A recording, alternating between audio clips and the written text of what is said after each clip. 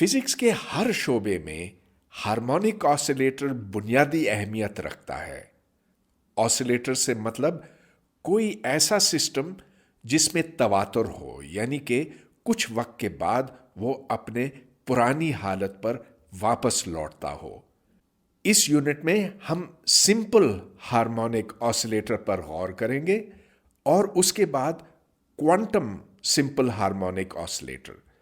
मैं simple, harmonic और quantum की वजाहत बाद में करूंगा। सबसे पहले यह सवाल उठाया जाएगा कि सिंपल हार्मोनिक ऑसिलेटर इतना अहम क्यों है। फिर हम श्रोडिंगर इक्वेशन लिखेंगे सिंपल हार्मोनिक ऑसिलेटर के लिए, जिसके बाद इसे हल किया जाएगा। इसको हल करने के लिए हमें एक डिफरेंशियल इक्वेशन हल करना होगा। हम फिर ऑसिलेटर की एनर्जी मालूम करेंगे, हर की एनर्जी और पोटेंशियल एनर्जी, और फिर इसकी औसत कीमत निकालेंगे। आखिर में हम क्वांटम हार्मोनिक ऑसिलेटर के नतायज को बेहतर तौर पर एक फिजिकल अंदाज में समझेंगे। तो लीजिए, ये एक हार्मोनिक ऑसिलेटर है, एक मास जो किसी स्प्रिंग के साथ बंधा हुआ है। जब इस पर कोई कुव्वत अमल नहीं करती तो ये साकिन रहता है और इस मकाम को इक्विलिब्रियम पोजीशन कहते हैं। जब इसको इक्विलिब्रियम पोजीशन से दूर खींचा जाता है तो एक कुव्वत अमल करती है जो इसे वापस लाने की कोशिश करती है, और इस वजह से मास एक्सेलरेट करता है इक्विलिब्रियम पोजीशन की जानिब। फिर वो आगे निकल जाता है और स्प्रिंग को दबाता है और एक्सेलरेशन दूसरी सिमत होता है। अगर कोई रगड़ ना हो तो ये इर्ताश हमेशा तक जारी रहेगा। अब मैं सिंपल हार्मोनिक ऑसिलेटर का मतलब वाजे करता हूं। सिंपल से मुराद ये कि potential energy V of x के मुरब्बे के हिसाब से बढ़ती है। इसके आगे जो कांस्टेंट लगा हुआ है K, इसे स्प्रिंग कांस्टेंट कहते हैं। अगर यहां x की ताकत 2 ना होती, 4 होती या कुछ और होती, तो फिर हम इसे ऑसिलेटर जरूर कह सकते थे, लेकिन ये सिंपल ना होता। इस पोटेंशियल से हम अब कुल एनर्जी बनाते हैं, काइनेटिक एनर्जी और पोटेंशियल एनर्जी जमा करके। काइनेटिक एनर्जी ये है P का मुरब्बा बटा 2m, और ये इसकी potential energy V of x है। अब हम ओमेगा के मुरब्बे को यूं डिफाइन करते हैं K बटा m। इसे हम एंगुलर फ्रीक्वेंसी कहते हैं और इसकी वजह बहुत जल्द समझ में आएगी। ओमेगा को यूं लिखने से K बन जाता है m ओमेगा स्क्वायर्ड, लिहाजा यहां पर काइनेटिक एनर्जी और पोटेंशियल एनर्जी की ये शक्ल बनती है। अगर यहां पर V ना होता, कोई सा और फंक्शन होता, तो हम ये जानते हैं कि टेलर्स थ्योरम की मदद से हम किसी भी फंक्शन या किसी भी पोटेंशियल फंक्शन को खोल सकते हैं किसी भी नुक्ते के अतराफ। इस नुक्ते को हम इक्विलिब्रियम पोजीशन चुनेंगे और हमने अपना कोऑर्डिनेट सिस्टम यहां से शुरू किया। मतलब ये कि उसका नुक्ता आगाज को हमने x इक्वल्स 0 रखा हुआ है।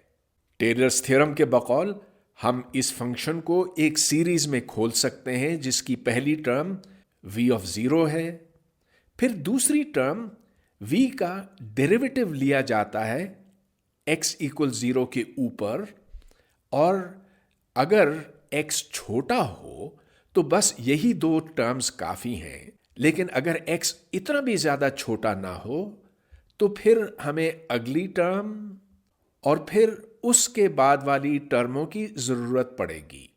अब यह नोट कीजिए कि इस फंक्शन का पहला डेरिवेटिव kx है, और जब हम x को 0 कर देंगे तो वो डेरिवेटिव 0 होगा, यानी कि ये टर्म यहां से गायब हो जाएगी और बाकी टर्में रहेंगी।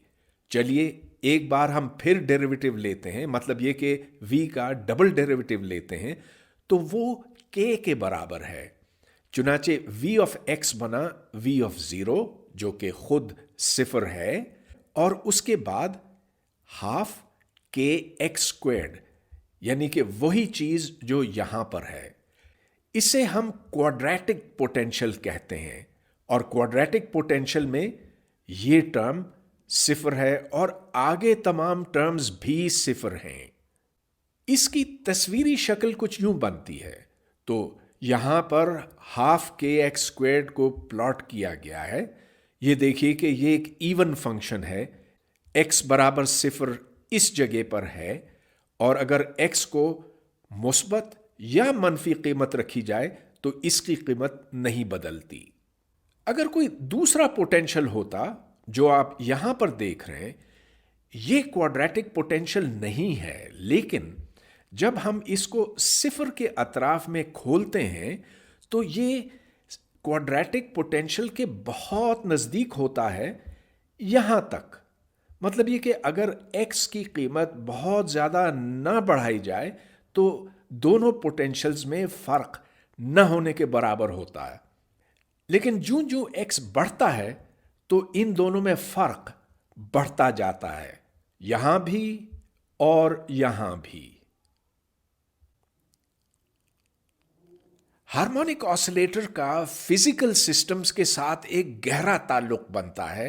मसलन ये एक सालिमा है, डायटॉमिक मॉलिक्यूल जिसके दो एटम हैं, एक ये और एक ये। मसलन ये अगर कार्बन है और ये ऑक्सीजन है, इन दो एटम्स के दरमियान कोई कुव्वत अमल करती है।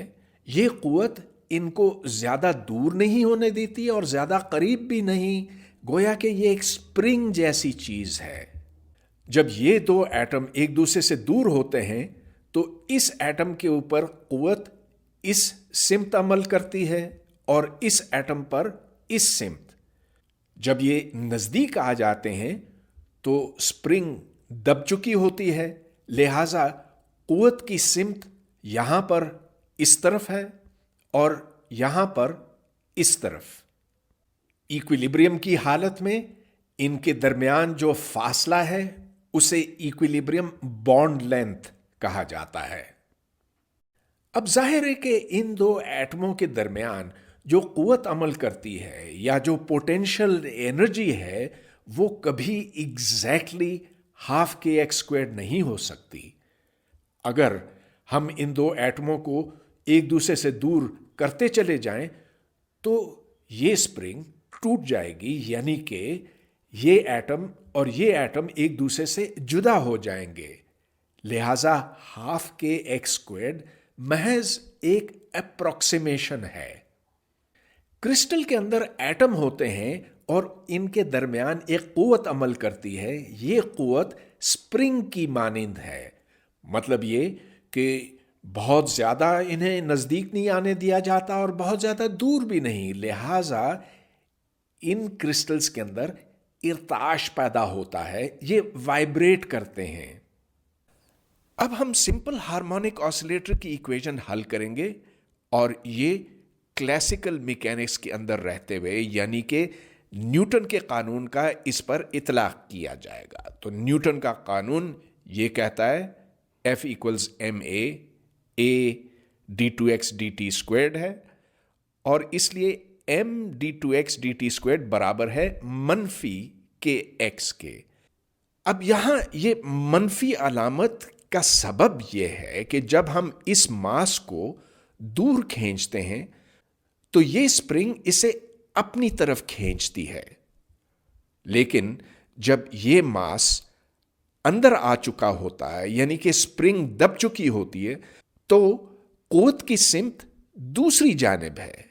लिहाजा जब x मनफी होता है तो कुव्वत इस तरफ होती है, और जब x मुस्बत होता है तो कुव्वत इस तरफ होती है। आपको याद होगा कि फोर्स हम पोटेंशियल से यूं हासिल करते हैं, मतलब यह कि v का डेरिवेटिव लिया जाता है और इसके आगे ये मनफी अलामत होती है। तो अगर v की जगह पर आप हाफ के एक्स स्क्वेयर्ड लगाएं तो फोर्स बनती है मनफी के एक्स। अब चलिए हम इस इक्वेशन को हल करते हैं। इसका एक सॉल्यूशन तो यह है एक्स ऑफ टी बराबर साइन ओमेगा टी। चलिए ये हम बहुत आसानी से चेक कर सकते हैं। तो m और एक दफा अगर डेरिवेटिव लिया जाए d by D T of sine omega T, तो यहां से हमें मिलता है m omega cosine omega T. और अगर एक बार फिर डिफरेंशिएट किया जाए तो m d two d t squared of x, जो कि ऊपर हमने हासिल किया है, तो यहां से हमें मिलता है मनफी m omega squared sine omega T. और दूसरी तरफ भी साइन ओमेगा टी है, मनफी के साइन ओमेगा टी। अब ये देखें कि दोनों तरफ से साइन ओमेगा टी कट जाता है और यहां से हमें मिला m ओमेगा स्क्वेयर्ड बराबर k। ये वही इक्वेशन है जो यहां पर है। इस ओमेगा को हम एंगुलर फ्रीक्वेंसी इसलिए कहते हैं कि अगर आप यहां पर देखें साइन ओमेगा टी में, तो अगर मैं टी में इजाफा करूं, टी की जगह मैं टी जमा 2 पाई बटा ओमेगा डालूं, तो देखिए कि साइन ओमेगा टी में क्या फर्क आता है। तो ये बनेगा साइन ओमेगा टी प्लस 2 पाई बटा ओमेगा, और ये साइन ओमेगा टी के बराबर ही है, इसलिए कि साइन ओमेगा टी तो रहा यहां पे और यहां omega into 2 pi over omega, यानी कि इसमें 2 पाई का इजाफा हुआ, जिसके माने ये कि कोई फर्क नहीं पड़ा। तो ये साइन ओमेगा टी ही बना। इसको हम टाइम पीरियड कहते हैं और ओमेगा को एंगुलर फ्रीक्वेंसी।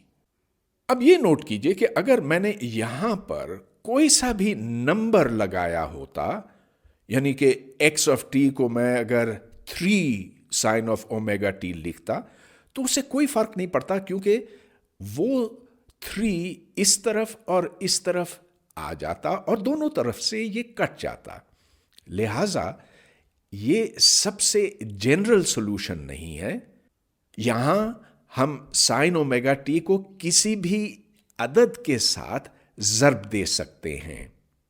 अलावा इसके अगर साइन की बजाय कोसाइन डाला जाता, तो आप ये चेक कर सकते हैं कि एक्स ऑफ टी बराबर कोसाइन ओमेगा टी भी इस इक्वेशन को हल करता है।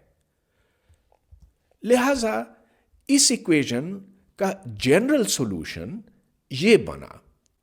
यहां पर ए और बी कोई से भी आदाद हैं, कुछ भी हो सकते हैं, इनका तायुन इनिशियल कंडीशन से होता है। तो मसलन मैंने अगर टी को 0 कर दिया तो एक्स ऑफ 0 बनेगा बी, गोया कि इसकी इनिशियल पोजीशन, इब्तदाई पोजीशन बी होगी। अब चलिए इस सॉल्यूशन को लेते हुए हम काइनेटिक एनर्जी मालूम करेंगे, जो कि हाफ एम वी स्क्वेयर्ड के बराबर है और v dx by D T है। इसका dx बाई डी टी लेने से हमें मिलता है ओमेगा कोसाइन ओमेगा टी। लिहाजा काइनेटिक एनर्जी हमें यहां पर मिली half m omega squared cosine squared omega t. इसी तरह हम पोटेंशियल एनर्जी मालूम कर सकते हैं, जो कि हाफ के एक्स स्क्वेयर्ड है। एक्स को अब यहां से डालें तो यहां पर साइन स्क्वेयर्ड ओमेगा टी बनता है। काइनेटिक एनर्जी और पोटेंशियल एनर्जी दोनों वक्त के हिसाब से बदलते हैं। तो यह देख लीजिए कि अगर शुरू में काइनेटिक एनर्जी 0 थी, गोया के कोसाइन 0 था, तो उस वक्त साइन 1 के बराबर होता है। लिहाजा potential energy half m omega squared थी। अब दोनों की जमा लें तो ये बनेगा half m omega squared cosine का मुरब्बा और यहां पर साइन का मुरब्बा, लेकिन इनकी जमा इसके बराबर है, हाफ एम ओमेगा स्क्वेर्ड। और ये वक्त से आजाद है, मतलब ये कि इसका वक्त के ऊपर कोई इन्हिसार नहीं, ये मुस्तकिल कीमत रखता है। गोया कि जो कुल एनर्जी है वो नहीं बदलती। कभी ये एनर्जी मुकम्मल काइनेटिक होती है और कभी मुकम्मल पोटेंशियल, और कभी आधी एनर्जी काइनेटिक होती है और आधी पोटेंशियल वगैरह। आपके लिए ये दो सवाल। सबसे पहले ये साबित करें कि जो औसत हरकी तवानाई है, एवरेज काइनेटिक एनर्जी, वो एवरेज पोटेंशियल एनर्जी के बराबर है। तो काइनेटिक एनर्जी कभी बढ़ती है कभी घटती है, और इसी तरह पोटेंशियल एनर्जी कभी घटती है और कभी बढ़ती है, लेकिन इसका एवरेज और इसका एवरेज बराबर होने चाहिए, हैं बल्कि। और इसमें ये याद रखें कि साइन का अगरचे औसत सिफर है, लेकिन साइन के मुरब्बे का सिफर नहीं है, निस्फ है। इसके बाद यह सवाल कि अगर किसी ऑसिलेटर की कुल एनर्जी ई के बराबर हो तो वो दो नुक्ते मालूम करें जहां पर ये साकिन होता है।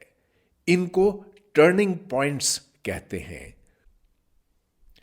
अब हम अपनी तवज्जो क्वांटम हार्मोनिक ऑसिलेटर की तरफ मरकूज करेंगे, और ये क्वांटम सिंपल हार्मोनिक ऑसिलेटर है। मतलब ये कि ये उसकी काइनेटिक एनर्जी है और ये उसकी पोटेंशियल एनर्जी क्वाड्रेटिक। तो यहां एक्स की ताकत 2 है। जब हम क्लासिकल मैकेनिक्स से क्वांटम मैकेनिक्स की तरफ जाते हैं तो पी की जगह पर पी ऑपरेटर आता है। तो जो हैमिल्टोनियन यहां पर है, क्लासिकल हैमिल्टोनियन है, जो यहां पर है वो क्वांटम हैमिल्टोनियन है। और याद रहे कि मोमेंटम ऑपरेटर क्वांटम मैकेनिक्स में h/i d/dx है। तो चलिए हम श्रोडिंगर इक्वेशन लिख लेते हैं जो h psi बराबर e psi के है, और यहां अब p की जगह पर हमने h/i d/dx लगाया, तो हैमिल्टोनियन की शक्ल ये बनी, काइनेटिक एनर्जी ऑपरेटर जमा potential energy operator. Potential energy operator और पोटेंशियल एनर्जी में फर्क नहीं है एक्स रिप्रेजेंटेशन में। तो चलिए अब हम इस डिफरेंशियल इक्वेशन को हल करना चाहेंगे।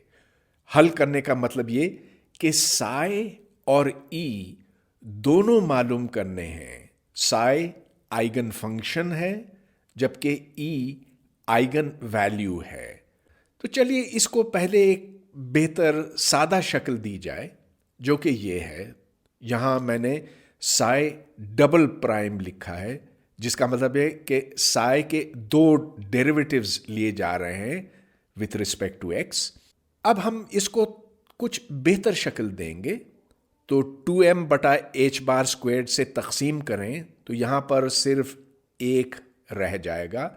यहां पर m² ω²/h², इसलिए कि हम h²/2m से तकसीम कर रहे हैं, और यहां e की जगह पर 2m/h² आएगा। अब इस इक्वेशन को हमें हल करना है, लेकिन एक शर्त के तहत। वो शर्त यह है कि वेव फंक्शन को सिफर की तरफ जाना होगा जैसे जैसे x की कीमत बढ़ती जाएगी। और इसकी वजह यह है कि ये मास जो ऑसिलेट करता है बहुत ज़्यादा दूर तो जा नहीं सकता और बहुत ज़्यादा करीब नहीं आ सकता, और इसलिए साई ऑफ x को सिफर होना पड़ेगा। याद रहे कि साई का मुरब्बा ज़र्ब dx प्रोबेबिलिटी बनती है कि ये ऑसिलेटर x और x+dx के दरमियान हो, लिहाजा इन्फिनिटी पर साई को 0 होना पड़ेगा। तो चलिए अब हम इस पर गौर करते हैं कि इस डिफरेंशियल इक्वेशन को आखिर कैसे हल किया जाए। डिफरेंशियल इक्वेशंस के बारे में एक हकीकत यह है कि अगर आपने किसी भी तरह से उसका कोई सॉल्यूशन निकाला तो वो सॉल्यूशन दुरुस्त होता है।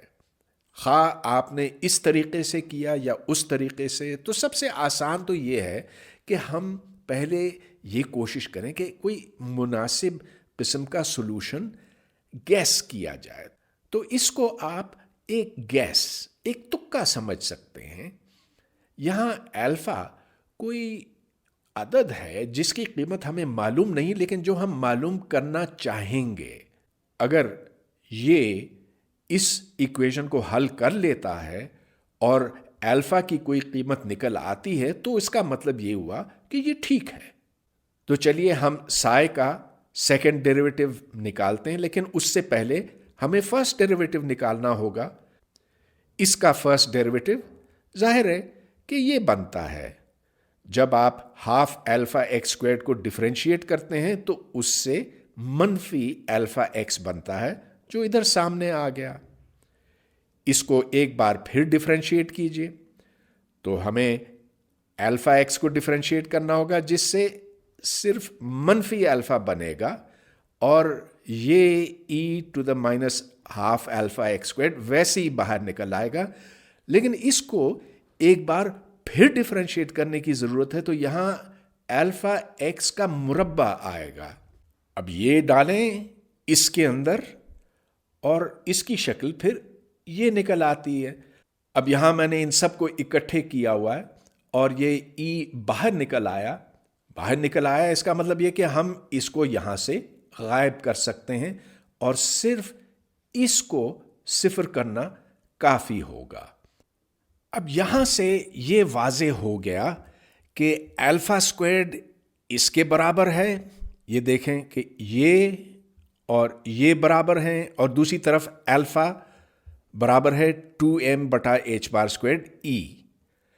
इधर से हमें ई का पता चलता है एच बार स्क्वायर्ड बटा 2m अल्फा, जबकि यहां से हमने अल्फा पता किया m ओमेगा बटा एच बार, तो वो यहां पर डालें। इससे फिर ई की कीमत निकल आई हाफ एच बार ओमेगा। ओमेगा एंगुलर फ्रीक्वेंसी है और ये हार्मोनिक ऑसिलेटर की एनर्जी निकली। ये एक बहुत ही अहम नतीजा है कि वेव फंक्शन की शक्ल ये है और एनर्जी ये निकल आई। अल्फा जानने में हम कामयाब हुए।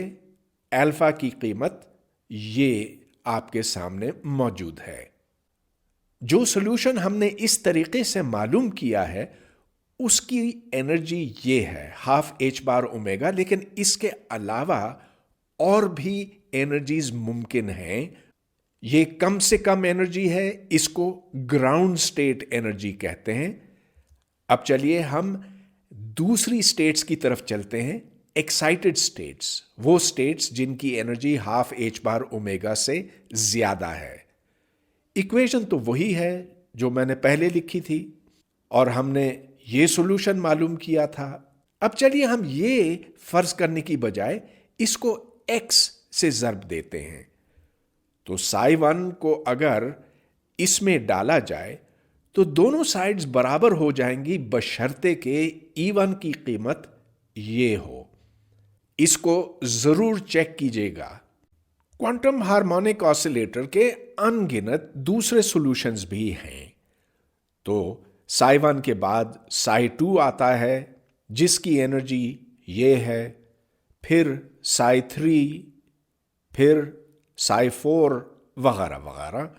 और अगर हम एनर्जीज का हिसाब लगाएं तो एनर्जी इस फॉर्मूले के तहत बढ़ती है, En is n plus half H bar omega. अब हमने तो सिर्फ ये चेक किया था कि ये सॉल्यूशन इस इक्वेशन को हल करता है और इसी तरह से आपने ये चेक किया और ये भी चेक हो जाएगा, ये सारे चेक हो जाएंगे। मगर इन तक कैसे पहुंचा जाए, इसका एक बाकायदा तरीका है डिफरेंशियल इक्वेशंस के मजमून में, जो फ्रोबेनियस मेथड कहलाता है और जिससे फिर कोई तुक्का लगाने की ज़रूरत नहीं पड़ती। बहरहाल हमारे लिए फिजिक्स के एतबार से ज्यादा जरूरी यह है कि इन सॉल्यूशंस को पहले समझा जाए। इस गर्ज से चलिए हम इन सॉल्यूशंस को प्लॉट करते हैं। तो साई जीरो की शक्ल ये बनती है, मनफी इन्फिनिटी पर ये सिफर है, मुस्बत इन्फिनिटी पर ये सिफर है, दरमियान में इसकी कीमत सबसे ज़्यादा होती है, जिसका मतलब ये कि ये ज़र्रा या ये पार्टिकल ज़्यादातर बीच में पाया जाता है। Psi one first excited wave function है, यानी कि इसकी एनर्जी ग्राउंड स्टेट एनर्जी से h बार ओमेगा ज़्यादा है। इसकी शक्ल बिल्कुल मुख्तलिफ है। ग्राउंड स्टेट एक इवन फंक्शन है, मतलब यह कि दोनों साइड्स पर इसकी कीमत बराबर है, जबकि यहां पर एक साइड पर मुस्बत है तो दूसरी साइड पर मनफी है। हम ये कहते हैं कि ग्राउंड स्टेट वेव फंक्शन की पैरिटी पॉजिटिव है, जबकि इसके बाद वाले वेव फंक्शन की पैरिटी नेगेटिव है। तो positive negative positive negative positive, ये सिलसिला चलता चला जाता है। प्रोबेबिलिटी के हवाले से ये देखें कि इस जिस्म का बीच में होने का इम्कान सबसे ज़्यादा है, जबकि इस वेव फंक्शन में फर्स्ट एक्साइटेड स्टेट में वो इम्कान सिफर है, यानी कि ये जिस्म, ये पार्टिकल कभी ठीक x = 0 पर नहीं पाया जाएगा। हार्मोनिक ऑसिलेटर की पहचान यह है कि एनर्जी या तो ये हो सकती है या ये हो सकती है या ये या ये या ये, दरमियान में कोई एनर्जी मुमकिन नहीं है। इसके बरक्स एक क्लासिकल जर्रे की एनर्जी कुछ भी हो सकती है, मगर क्वांटम मैकेनिक्स में सिर्फ मखसूस कीमतें मुमकिन हैं। अगर किसी मॉलिक्यूल या क्रिस्टल में आपको ये दिखाई दिया कि उधर एनर्जीज में बराबर बराबर का फासला है, तो उसका मतलब ये कि वहां पर कोई हार्मोनिक ऑसिलेटर जरूर मौजूद होगा। अब चलिए हम क्लासिकल प्रोबेबिलिटी और क्वांटम प्रोबेबिलिटी का मवाजना करते हैं। एक क्लासिकल जिस्म जिसकी एक मखसूस एनर्जी है, ज्यादा से ज्यादा एक हद तक दूर जा सकता है और फिर उसे वापस आना पड़ता है। वो कभी इन दो हुदूद से तजावुज नहीं कर सकता। उन हुदूद को हमने टर्निंग पॉइंट्स का नाम दिया था।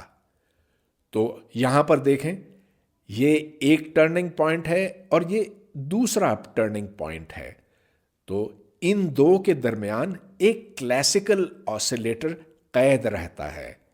इसके बरक्स एक क्वांटम ऑसिलेटर दूर चला जा सकता है, तो वो यहां पर हो सकता है और यहां पर भी हो सकता है उतने ही प्रोबेबिलिटी के साथ। ये ग्राउंड स्टेट वेव फंक्शन के लिए प्रोबेबिलिटी है, ये जो दिखाई देती है, जबकि फर्स्ट एक्साइटेड स्टेट के लिए ये प्रोबेबिलिटी है। n = 2 के लिए ये है, वगैरह वगैरह। जहां पर एक नोड आता है वहां पर उस जिस्म का होना नामुमकिन है। अब जैसे जैसे हम एक हार्मोनिक ऑसिलेटर को ज्यादा एनर्जी देते हैं, यानी कि ज्यादा एक्साइट करते हैं, तो उसके अंदर नोड्स ज्यादा आते जाते हैं। तो n = 10 पर यहां यहां यहां इन जगहों पर नोड्स हैं। और अगर आप ये नोट करें, ये अब क्लासिकल प्रोबेबिलिटी के नजदीक पहुंच रहा है।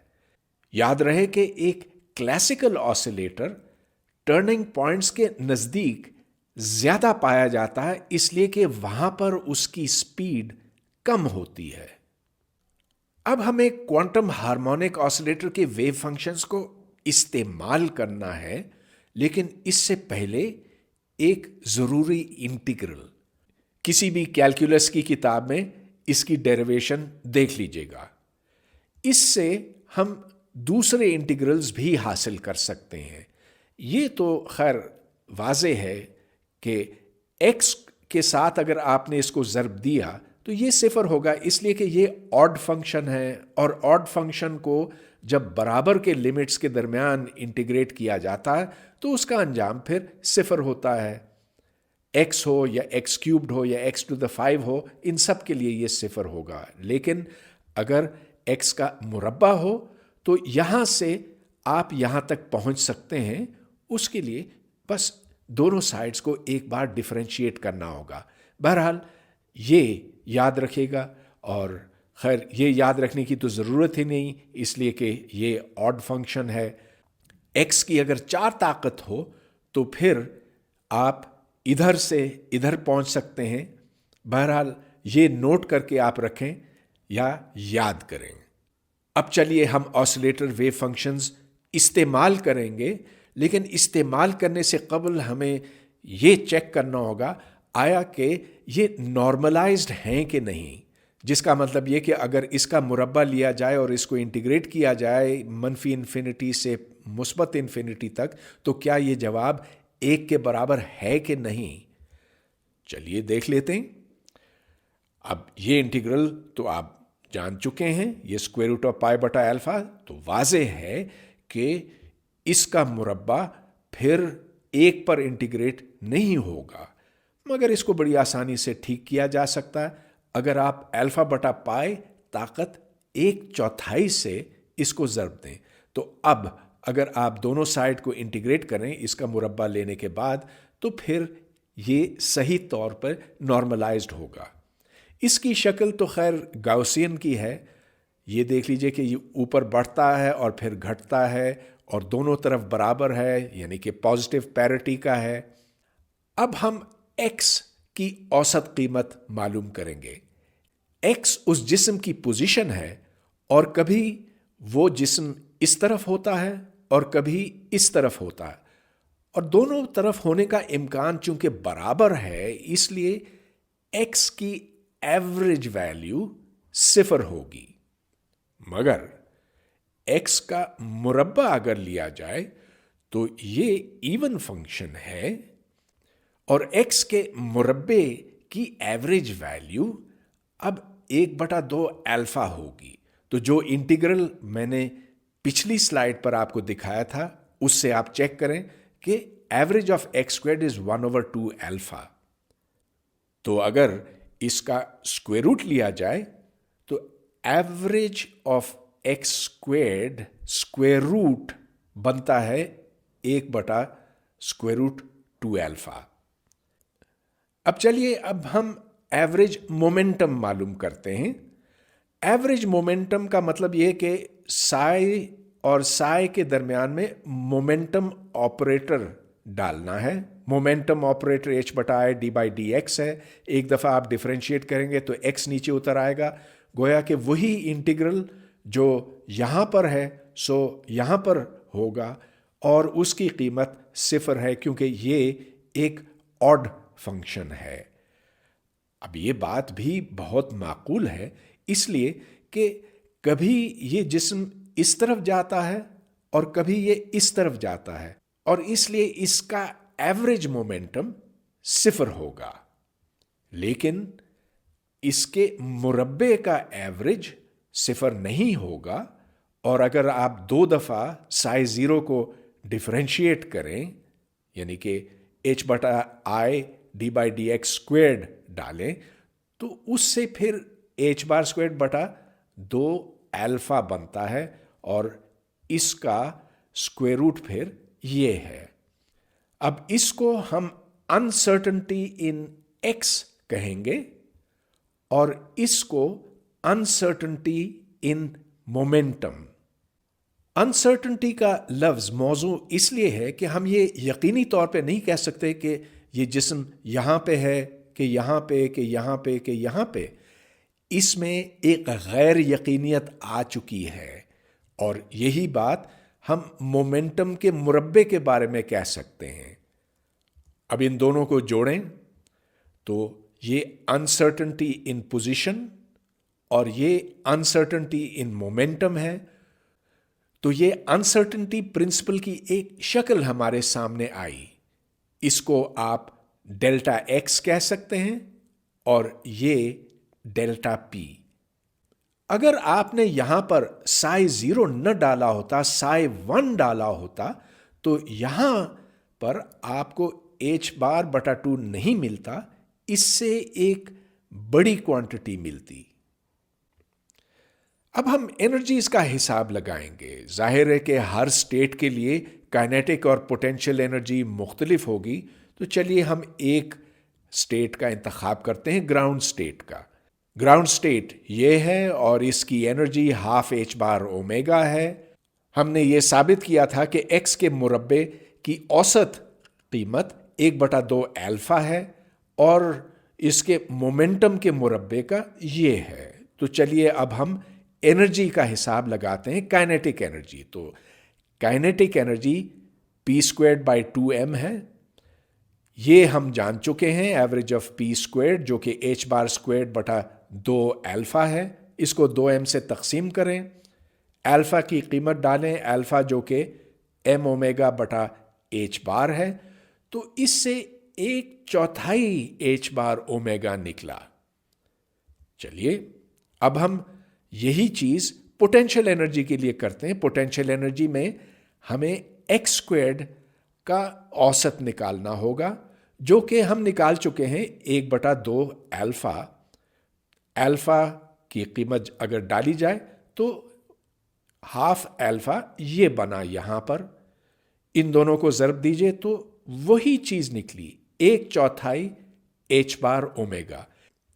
इससे यह साबित हुआ कि एक क्वांटम हार्मोनिक ऑसिलेटर में एवरेज काइनेटिक एनर्जी और एवरेज पोटेंशियल एनर्जी दोनों बराबर हैं, कम से कम ग्राउंड स्टेट में। वैसे ये बात तो हर स्टेट के ऊपर सादिक आती है। ये बिल्कुल वही चीज है जो आपने क्लासिकल ऑसिलेटर के लिए देखी थी। मुझे उम्मीद है कि आपने वो सवाल जरूर हल किया होगा। अब क्वांटम हार्मोनिक ऑसिलेटर के बारे में कुछ सवालात जो आपको हल करने चाहिए। यहां पर पहली एक्साइटेड स्टेट लीजिए, साई 1। ये नॉर्मलाइज नहीं है, जिसका मतलब यह कि आपको किसी ऐसे नंबर से इसको ज़रब देना है ताकि ψ1² इंटीग्रेटेड फ्रॉम -∞ टू +∞ 1 के बराबर हो जाए। फिर इस ψ1 को प्लॉट कीजिए। इसकी शक्ल तो आपने देखी हुई है पहले, लेकिन एक बार ग्राफ पेपर पर इसे प्लॉट करके देखें, जिसके बाद average of x, average of x², average of p, average of p², ये सारे कैलकुलेट आप कर सकेंगे और फिर इसकी औसत काइनेटिक एनर्जी और औसत पोटेंशियल एनर्जी कैलकुलेट कीजिए। अगर दोनों एवरेजेस बराबर निकलते हैं तो इसका मतलब यह है कि आपने सवाल सही हल किया। बस एक आखिरी बात, मैंने इस लेक्चर में सिंपल हार्मोनिक ऑसिलेटर पर बहुत ज्यादा जोर दिया। सिंपल से मतलब यह कि एक क्वाड्रेटिक पोटेंशियल है, जैसा कि यहां पर आप देखते हैं ½ लेकिन असल में पोटेंशियल्स की शक्ल इससे मुख्तलिफ हो सकती है। और हां, जो इक्विलिब्रियम पॉइंट के अतराफ में फर्क है वो बहुत मामूली होता है, और जो एनर्जी लेवल्स हैं, मसलन ये और ये, वही हैं जो एक हार्मोनिक ऑसिलेटर के हैं। मगर जैसे जैसे फासला बढ़ता है तो हार्मोनिक ऑसिलेटर से ये पोटेंशियल तजावुज करता है और एनर्जी लेवल्स भी तजावुज करती हैं। श्रोडिंगर इक्वेशन को असर नौ हल करने की ज़रूरत है। बाज़ दफ़ा हमें इसके लिए कंप्यूटर की ज़रूरत पड़ती है। एक आखिरी बात नोट कर लीजिए, अगर इन दो एटम्स के दरमियान पोटेंशियल मोर्स पोटेंशियल की शक्ल का हो, मतलब ये कि एक हद के बाद ये बढ़ना छोड़ दे, जिसका मतलब ये कि इसका डेरिवेटिव 0 हो जाए या फोर्स 0 हो जाए, तो फिर अगर इसको काफ़ी एनर्जी दी जाए, जिसे डिसोसिएशन एनर्जी कहते हैं, तो फिर ये दो एटम्स एक दूसरे से अलग हो जाएंगे।